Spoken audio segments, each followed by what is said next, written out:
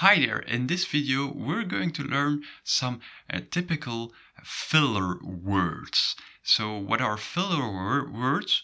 Well,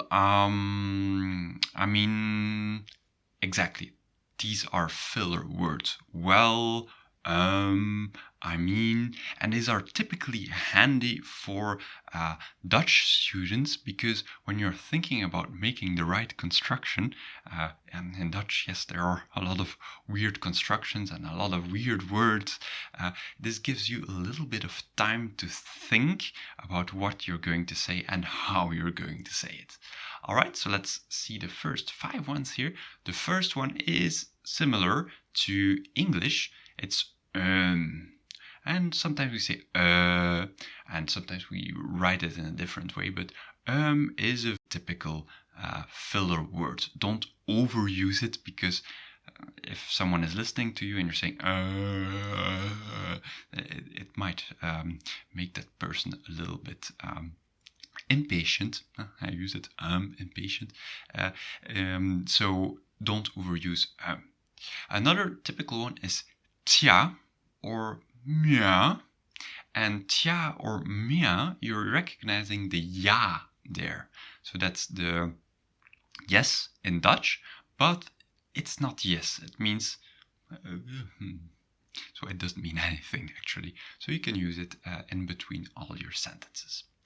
The third one is na, and na is used very often in the Netherlands, but not as much in Belgium. So when a Belgian says na, I would be like, are you from the Netherlands? And typically if they have the Dutch accent, and then I will already know that that person is from the Netherlands. So use this one in the Netherlands especially. All right. Next one is weet je. And literally that means you know. And yeah, it also means you know. You can use it, weet je, weet je. So you can also use that one. Fifth one is goh.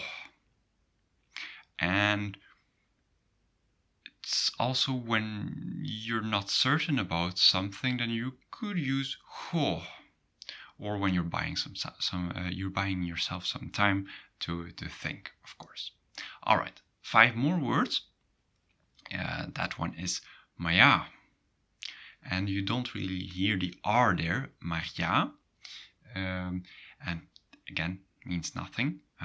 Literally, it means but yes. But it doesn't mean but yes. It means nothing.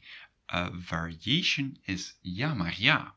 And that is a little stronger. It's when you're not so fond of what the person just said just before you say ja, maar ja.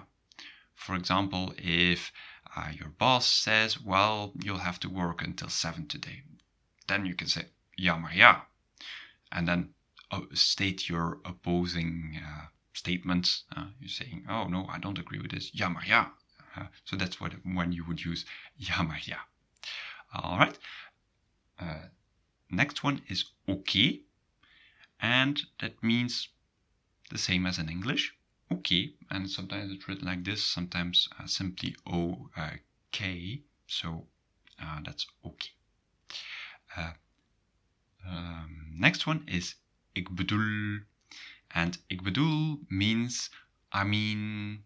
And it's similar as in English. I mean, I think this is good, but I mean, maybe it's not the good thing, whatever. So that's ik bedoel. All right. And then the next one is wel. Wel is the same as wel with the double L in English. However, there is one little thing I have to tell you.